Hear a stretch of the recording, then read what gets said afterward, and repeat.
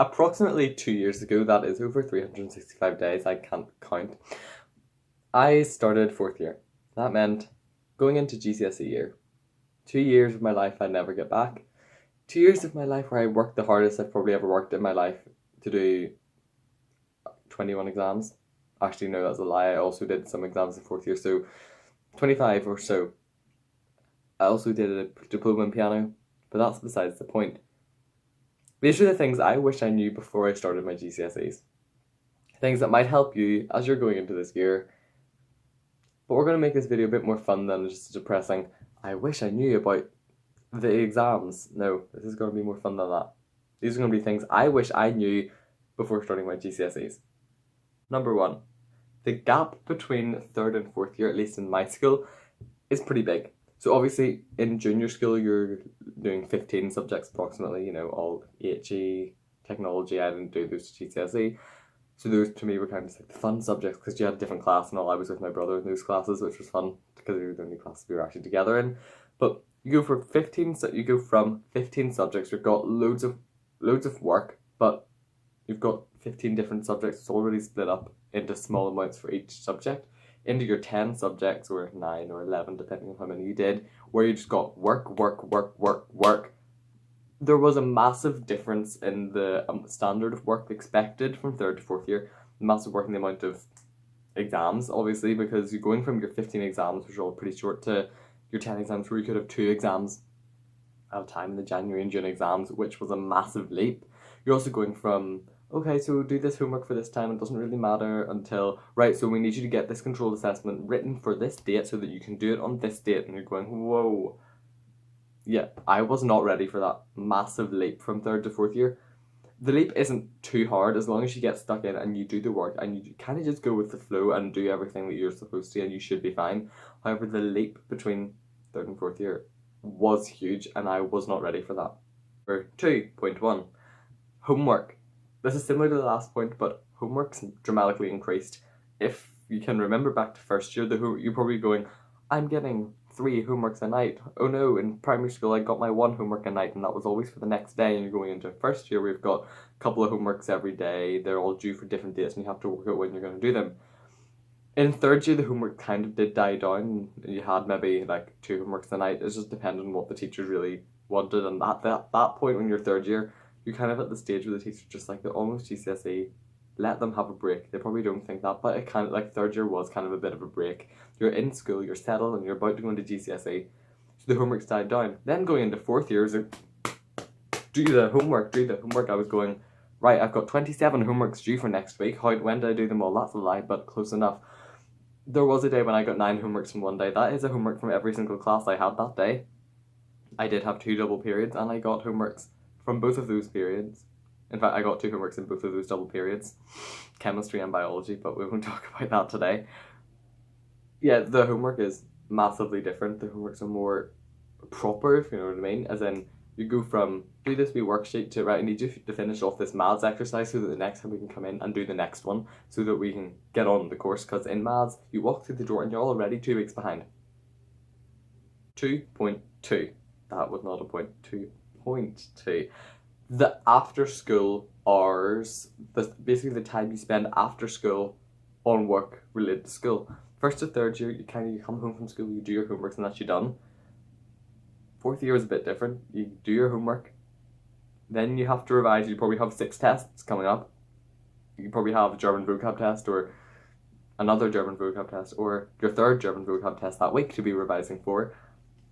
The amount of hours you have to spend outside of school doing things for school does increase. You go from doing your couple of homeworks a night to doing your homeworks plus doing research, probably for an RE homework that you've got to do on baptism and all. You also have to, don't forget about your biology test that's coming up and your German vocab test. If they're scheduled on the same day, that's a bonus point. You will have to spend a lot more time at home, but do the work, get it done, and then you will still have time left to enjoy yourself, hopefully. Number 3, how to properly revise. So first to third year, obviously, because you have your massive array of subjects, but you don't have much to revise for each of them. My revision was all my one, I cannot believe I'm going to say this, I had one A5 notebook for all of my subjects.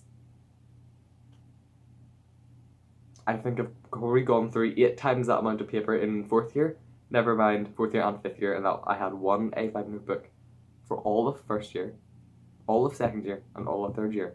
One each, not one for all 3 years, but one, even for January and June exams, same notebook. I don't know how I coped. I don't know what quality my notes were. If I can find some of my notes, I'm literally going to have a look over those, and they may be in the bin by now, but who knows.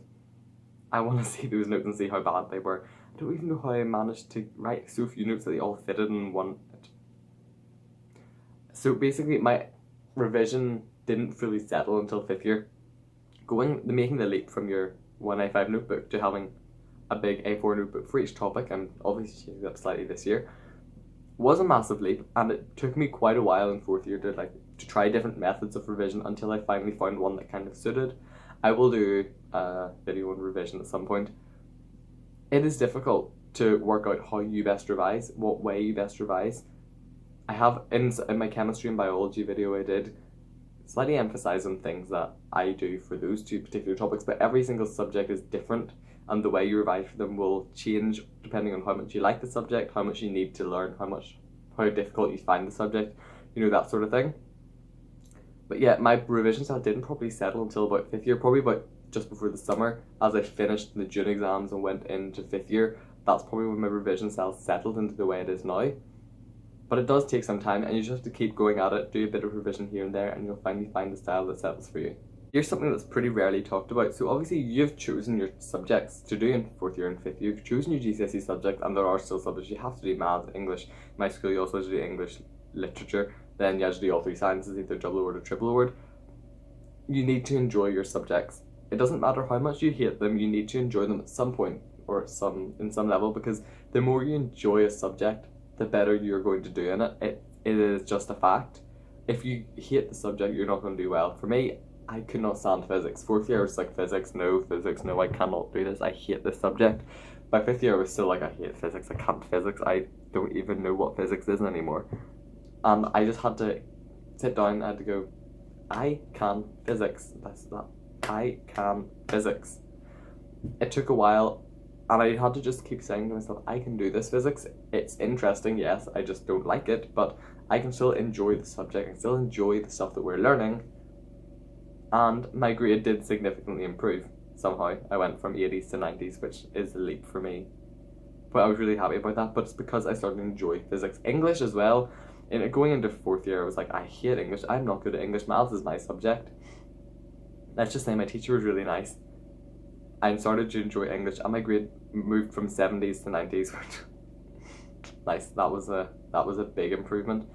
Going from 2nd year English, getting my lowest mark ever, which at that time was 72%, going into 4th year and getting 100%, that was a win for me, all because I started enjoying English that bit more. Do I like English now? Not really, no, to be honest. English has never been my favourite subject. I've never really enjoyed it. But for the GCSE, I made myself enjoy that subject until I got my A star. I wasn't counting that last one, this is number 5, I think. 5. So, the amount of revision means that you're going to have to use a lot of pens, a lot of paper, ink. So, I use, for my stationery video, you should know, I use these pens here, the Bic 4-colour with pencil for maths. And I write my notes primarily in blue. All my written notes will be in blue. I'll do underlining in red, and then extra things in black, and other various colours if I have them. I run out of blue ink so frequently at this point, as in I have probably refilled this, my old pen, about 6 times. So, my mum found these. They are French.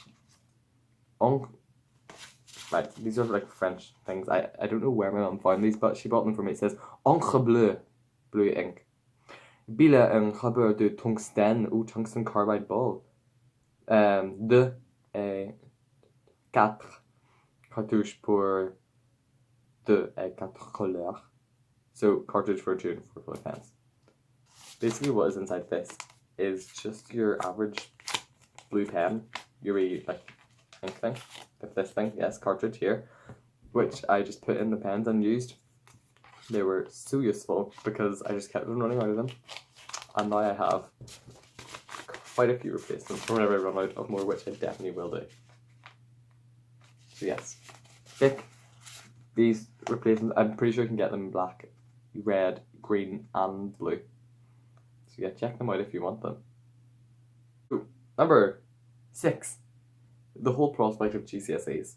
I went in kind of just thinking, yeah, they're big exams, let's just go and do them like they are any other exams, my junior school exams, they'll be similar. No, they are not. For junior school exams, you kind of don't know what to expect. You kind of just go in, whatever's thrust at you is thrust at you, and you just go and do it. GCSEs are a lot more methodical. They're actually slightly, somewhat easier than the junior school exams because you kind of have an idea of what's coming up. Whereas in junior school, we go, here's your revision list for your exam, learn this. Or your teacher says, you don't need a revision list. You should know what's on the exam. And you really don't, because they can give you anything, really. As they make the paper the same every single year. Shh, don't tell anyone. So yeah, GCSEs really aren't as bad as I originally thought. The washing machine is going off. I'll do that later. Yeah, GCSEs really aren't as bad as everyone says they are. Obviously, you do have to put in a lot of work. They are stressful, but you just work for them. You learn what you need to know. You learn the facts. You learn how the exams are laid out. You learn what each exam is worth, and that kind of gives you a good idea. I went into history unit 1 going, okay, this is probably 50%. Came out of it going, that was a really good exam, but now I've got unit 2 to do, which was awful. Came out of unit 2 going, that didn't go as well as unit 1. Then I looked at the mark weightings, and unit 1 was 60%, unit 2 was 40%, which was great because I did so much better. I got full UMS in unit 1, and unit 2 I got maybe 80%, which I was really happy about that. But it's all because of the marking weightings. You need to know that. It can just give you a great boost of your grade. There's someone standing outside my driveway. I don't think I know them. Interesting. Thank you all for watching. I hope you learned something from these tips I wish I knew before starting GCSEs. And if you're going into 4th year, I wish you all the best. If you're going into lower 6th, I wish you all the best. If you're going into 5th year, I wish you all the best. Same for every other year. Just don't go through them all on a list. Yes, thank you all for watching, and I will see you all next time. Bye!